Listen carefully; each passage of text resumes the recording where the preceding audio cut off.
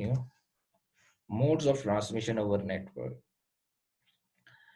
Basically, if I will give you an explanation of modes, basically we have three modes of communication. Uh, One is known as simplex communication. Then we have half duplex communication. Then we have full duplex communication. So the transmission mode defines the direction of signal flow between two connected devices. All right.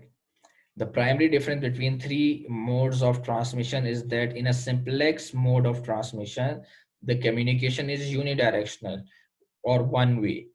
Whereas in half duplex communication mode of transmission, the communication is two directional, but the channel is interchangeable, used by both of the connected devices. On the other hand, in the full duplex mode of transmission, the communication is bidirectional or two-way, and the channel is used by both of the connected devices simultaneously.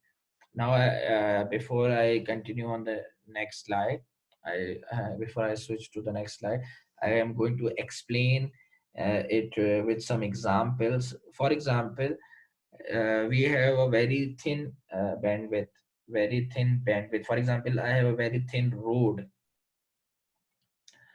and I want to, in which a vehicle can be transmitted, or a vehicle can go from north to south, but it cannot move back from south to north. Why? Because the road is very thin, so one way direction, one way communication, and while coming back we have road busters, so we cannot come back on the same road. So simplex communication is a type of communication in which we can only transmit. For example is radio transmission, TV broadcasting, radio and TV broadcast, in which on a channel, on a radio channel, we can only if we are on the transmitter side, the transmitter can only transmit the radio channels, and at the receiving end you guys can only receive. So it is a one way communication. In the similar way, if you like something on that particular radio channel and you want to appreciate that person, you cannot send your voice back on by that particular radio set. So this, because this is a one way communication. Similarly, if you now what you have done in half duplex communication, again you have very thin bandwidth is like the width of your road, the depth. If I want to make you understand what is how bandwidth actually in channel bandwidth, in network bandwidth actually works, so I'm giving you an example which you can easily see in your life. That is road. If the road is wider, you can send more amount of data. So bandwidth is similarly like that. If you have more amount of bandwidth, you can send more data. And if you have a narrow bandwidth, that is narrow road, you can send less amount of data. So if uh, in half duplex communication, what you did actually, you have eliminated all the road busters from coming back from south towards north. So for example, when a person is moving from north to south, and the road is very thin that only one vehicle can move from north to south, then you cannot send any vehicle from south to north. But when there is no vehicle from north to south, then you can send vehicle from south to north as well. So one at a time, one half duplex communication is you can send and you can receive both at the same channel, at the same road, but one at a time. If you are sending, you cannot receive. If you're transmitting your data, you cannot receive the data at that time. When you are receiving data, you cannot transmit the data at that time. For example, walkie talkie, the example is the walkie talkie. So when you push your sending button from your walkie-talkie set. So now you are on the transmitting mode, and other is going to listen what you are transmitting. And when you completed your communication, you say over. It means that you have completed your message, and now you have pressed the button receiving button. Now you are in the listening mode. Now other person will give you send the information towards you. So at the same time, you can, when you are transmitting, you cannot receive, but both activities you can do. You can transmit as well and you can receive as well, but not at the same time. So this is the example of half duplex communication. But when you are talking about full duplex communication, it means that you have separated the routes. One route is to send your vehicle from north to south, and other route is available at the same time to send your vehicle from south to towards north. So both the vehicles can move at the same time, because we have a wide bandwidth and we have different channels, different roads. One road is for is from is to send your vehicles from north to south. Another road, you can say, one way and two way roads. You can see in your city that we have two types of roads, in which one road we and in which we can go, and other road in which we can come back. So we have two different roads, and at the same time, when you are traveling in one direction, you can see some other vehicles are moving in the other direction. So full duplex communication is a type of communication in which you can transmit as well as receive at the same time. For example, I can say your mobile communication, your telephone communication, all these are the example of full duplex communication. You have observed sometimes when you are speak in a speaking mode, in a transmitting mode, whatever the noises produced at the backside of the listener, you can hear those noises at the same time. So at the same time, when you are transmitting, you are receiving as well. So transmission and reception mode is at the same time. So this is this is the example of full duplex communication. So these are actually three different modes of uh, transmission over a network. So we will now discuss on the slides. So comparison charts, basis for comparison. Then we have simplex, half duplex, and full duplex. Direction of communication. So, so in simplex communication, this is a unidirection, one-way communication. Two direction, one at a time.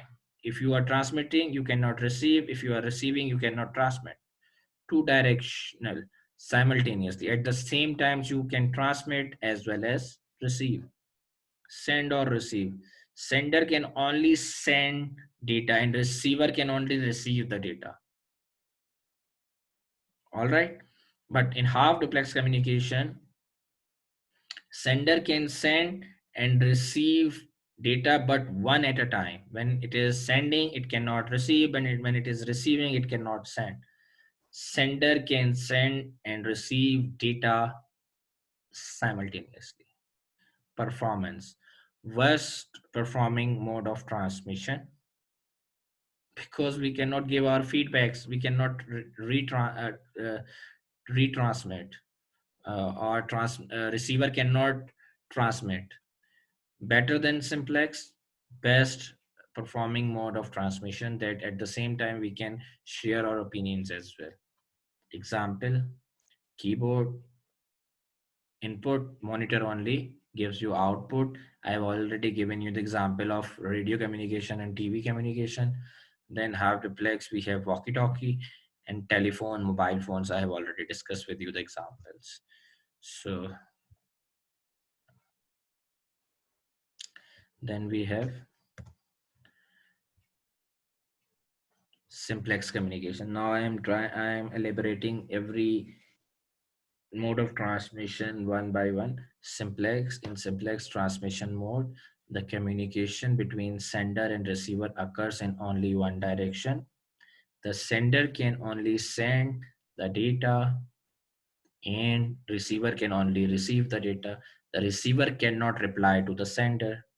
Simplex transmission can be thought of as a one-way road in which the traffic travels only in one direction. I already give you all these examples. I'm just now explaining one by one all the slides so that all the points will be covered in one direction. No vehicles coming from the opposite direction is allowed to drive through.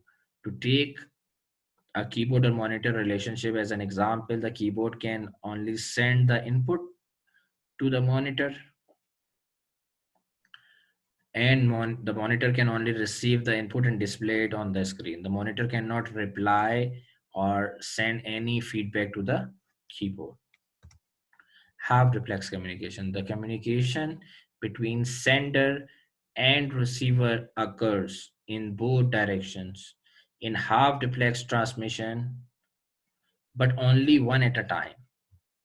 The sender and receiver can both send and receive the information, but only one is allowed to send at any given time. Half duplex is still considered a one-way road in which vehicle traveling in the opposite direction of the traffic has to wait till the road is empty before it can pass through. The same example I already explained. For example, in walkie-talkies, the speakers at both ends can speak, but they have to speak one by one. They cannot speak simultaneously. Full duplex. In full duplex transmission mode, the communication between sender and receiver can occur simultaneously. The sender and receiver can both transmit and receive at the same time.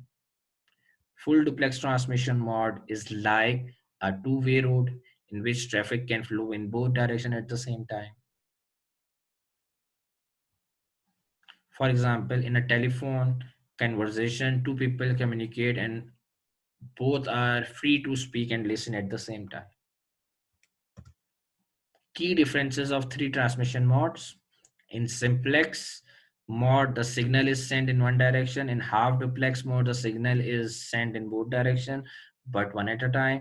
In full duplex mode, the signal is sent in both directions at the same time. Key differences I'm delivering. In simplex mode, only one device can transmit the signal.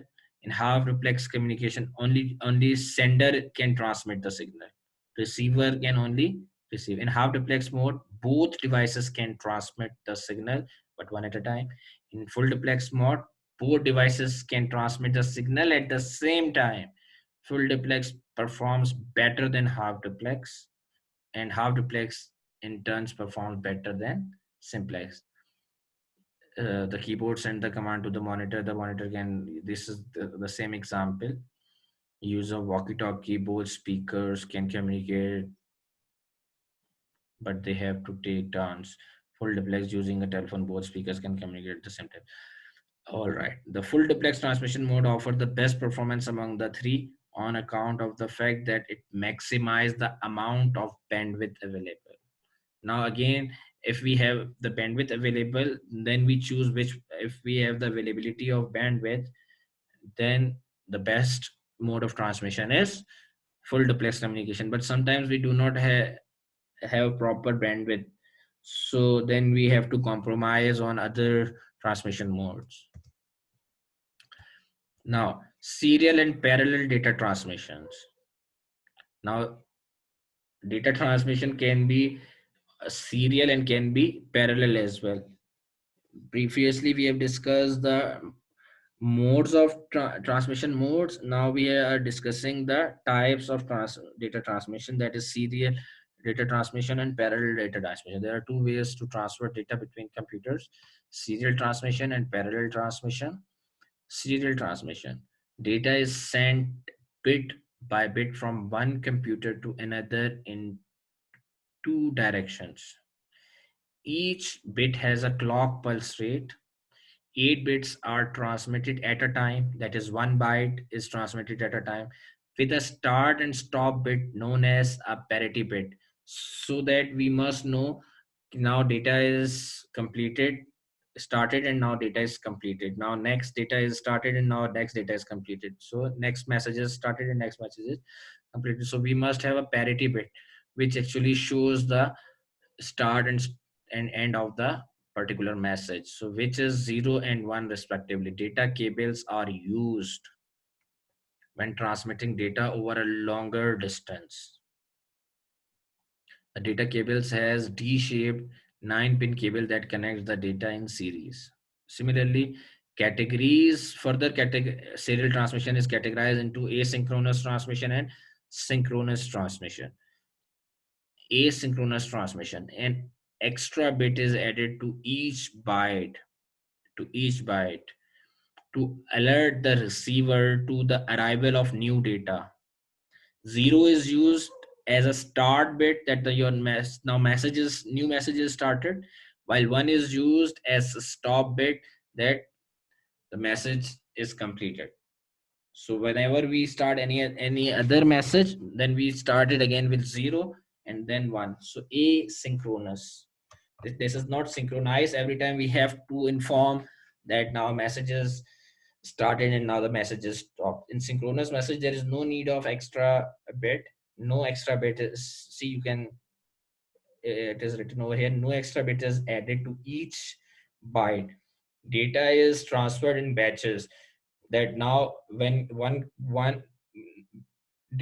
message is completed, now that there is another batch time in which second message is communicated, then we have third batch time in which third, like you have different batches, that in this batch, in this group, you're going to conduct these classes. In next batch, yeah, in next semester you are going to conduct these classes. So data is divided into different batches, each of which contains multiple bytes. So one batch is completed, it means that one complete message is transferred. Then next, it is the turn of next batch to be transmitted. Now this previously we were discussing on serial transmission. Now we have second data transmission, that is parallel transmission. In that parallel transmission, several bits are transmitted simultaneously with one clock pulse rate. It transmits quickly as it utilizes several input and output lines for sending the data. So it means that, for example, if I give you an example, in serial you have one wire. So when first message is transmitted, then we can send second message, then we can send third message. So one by one on the same line. So it is like pipeline, single pipe we have. But in parallel transmission we have multiple lines. At the same time we can send different data in different available wires. So we have not single wire, we have multiple wires in which we can transmit the data. So it is faster. You can understand that we have more number of wires available to transmit the data parallel. At the same times, you can see we have a wider road in which we have four patches. So at a time, four vehicles can move on particular road. Previously we have a very thin road and one vehicle can move at a time. When one vehicle travel for, then uh, from behind any we can send another vehicle, and then one by one we can transmit those, or we can uh, send, or that flow of traffic from one by one. But here we can flow the traffic parallelly. Four vehicles we can send at the same time, because we have a wider bandwidth, we have a wider road, we have more number of wires available. So this is how you can differentiate between basically simplex and parallel transmission. So it transmit quickly as it utilizes several input and output lines for sending the data. It uses a 25 pin port with port with 17 signal lines and 8 ground lines. The 17 signal lines are divided as 4 lines initiate handshaking. Then after handshaking, 5 lines communicate and notify errors, that whether the data is transmitted or there some data is missing, and 8 lines communicate and notify, and 8 lines is to transfer the data, actual data transfers. This is just to acknowledge 5 lines. This is just to create the relationship that the network, the so that we can transfer the data. Application: serial transmission occurs between two computers or from a computer to an external device located far away, from PCA to PCB, or PCA to a PC which is far away from the, or any other external device. It can be a printer, it can be mobile, it can be any other device, it can be a scanner. Parallel transmission can take place within a computer system, mostly within a computer system. In the motherboard, we have a parallel transmission through a computer bus or to an external device located nearby, or sometimes we have nearby devices on which we can transmit the data using parallel. Previously, actually, speed is not important, data but speed is not important, but the connectivity and the transmission mode is important. So mostly data is transmitted on serial communication, and uh, some, if we have devices, nearby devices, in in our local area network, that pcs near about pcs, then we use uh, parallel communication. Serial and parallel data transmission examples: one example of serial mode transmission is a connection established between a computer and a modem. Modem is, I will explain you when I'm going to teach you the different peripherals and different device networking devices. But I'm explaining you here what is the modem. Modem is a device which converts digital signal into analog signal so that it can be transmitted from from the source to the destination. So established between a computer and a modem using RS-232 protocol. It is actually a set of rules which governs and helps in communicating over here. And an RS-232 cable can accommodate 25 wires, but only 2 of these wires are for data transmission. So this is serial. Some of the data is transferring on one wire, one by one by one, in a serial way, and some is for the other. So there we have only 2 wires. 2 wires are for data transmission. The rest are designated for overhead controlling signal. So different overhead means different other signaling issues. To control those issues, the 2 data wires run using simple serial transmission in either direction. One is to transmit and one is to receive. This example, a computer may be far from the modem, making parallel. If we have modem, not internal modem, we have external modem. Modem can be internal and external, both types of modem we have. So if we have modem not inside our computer system, in the form of any PCI cards, modem cards, but we have external modem and it is far from the computer, making up those, so we can use parallel transmission, which is very expensive. With this in mind, speed of the transmission is considered. Previously, when we have started communicating, so speed of transmission speed is considered less important when compared to the economic advantages of serial transmission.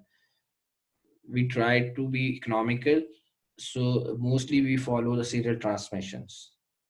An example of parallel mode transmission is a connection established between a computer and a printer.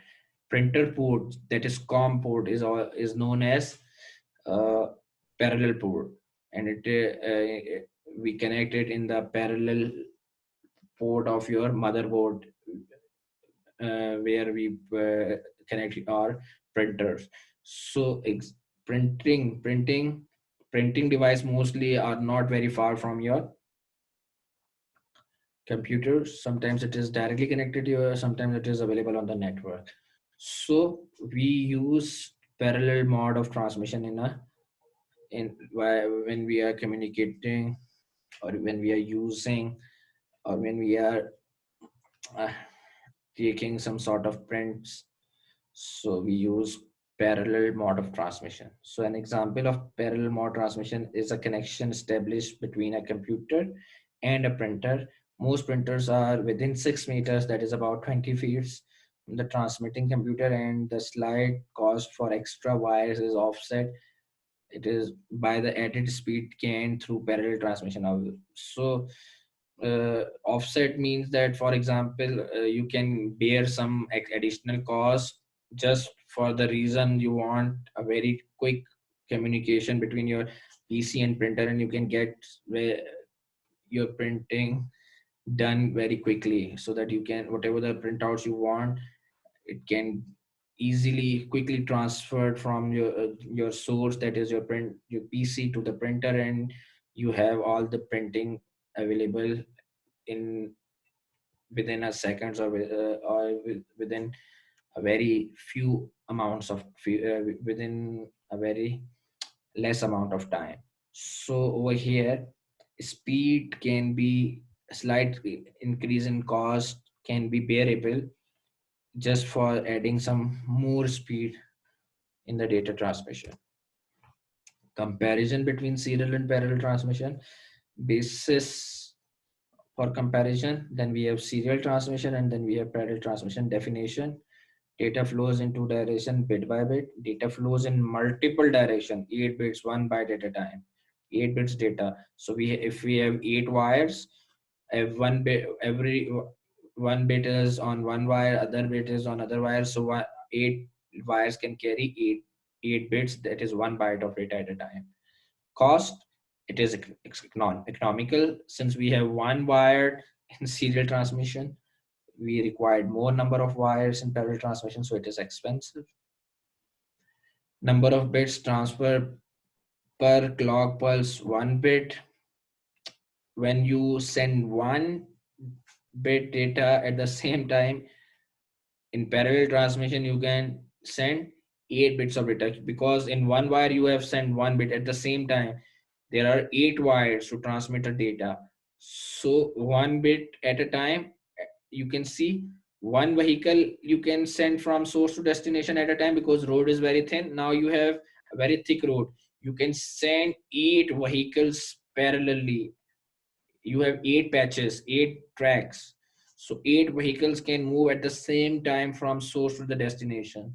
So it is faster. In one clock pulse, 1 bit, it is 8 bits, that is 1 byte. Speed: slow, fast. Application: used for long distance communication, used for short distance communication. Computer to computer, compute within inside the computing peripherals components, or computer to print. So difference between serial and parallel transmission. Serial transmission requires a single line to send data. Parallel transmission requires multiple lines to send data. This I have already discussed this point. There are fewer errors and less noise in serial transmission, since the transmission is done 1 bit at a time. So 1 bit received, then other bit is transmitted, then third bit is transmitted. So one by one, the chances of errors are less, and noise and less noise in, since the transmission is done 1 bit at a time. There are more errors and noise in parallel transmission, since the transmission is done multiple bits at a time. So when 8 bits are traveling at the same time, it might be possible that if any data is lost in a wire, chances of, and when it combines and at the receiving end, out of 8 bits, 7 are received, 7 bits are received and 1 bit is missing. So this is an error, so they need to transmit all 8 bits again. So chances more errors and noisy, because every wire will have more some distortion, some noisy factors. So we have more number of wires over here. Serial transmission is slower since data flows through a single line. Conversely, parallel transmission is faster since data flows through multiple lines. Serial transmission is full duplex since the sender can send and receiver receive data at the same time, because in serial transmission we have single transfer, one wire for transmission and one wire for reception. So all the data is transmitted one by one, and in the similar at the same time you can receive as well, but all the receiving data packets are on again on the single wire. So one wire is to transmit and one serial communication, so full duplex communication. At the same time you can transmit and at the same and you can receive as well. Parallel transmission is half duplex since the data can be sent or received at any given time. So when all, you are transmitting all 4 or 8 wires carrying your data, and when you are willing to receive, all 8 bits are used, all 8 wires are used to carry 8 bits of data for in order to receive your data packets. So it is half duplex since the data can be sent or received at any given time. The cables used in serial transmission are thinner, longer, and more economical compared to the cable used in parallel transmission. Serial transmission is reliable and straightforward.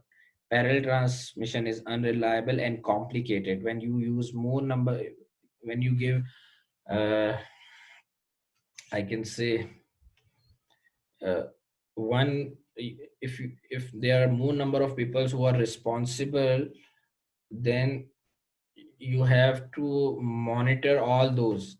And when you have a single person who is responsible, then you have to monitor that particular person only.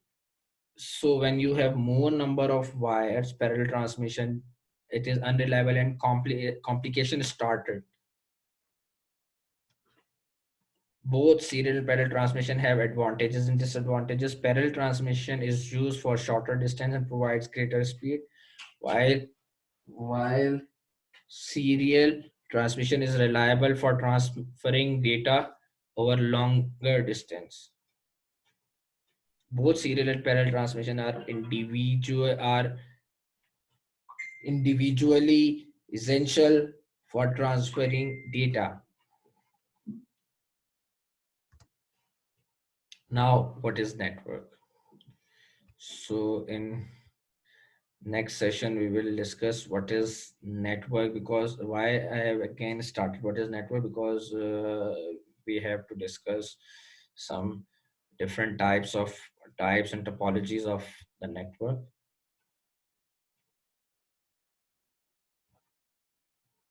So, in next session, we will discuss